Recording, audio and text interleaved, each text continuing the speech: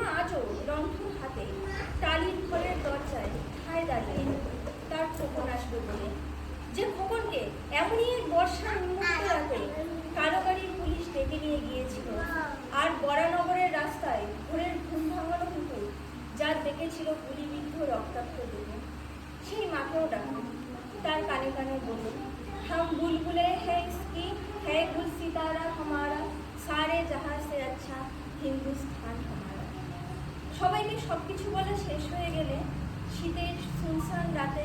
পাঁচমাথার মোড়ে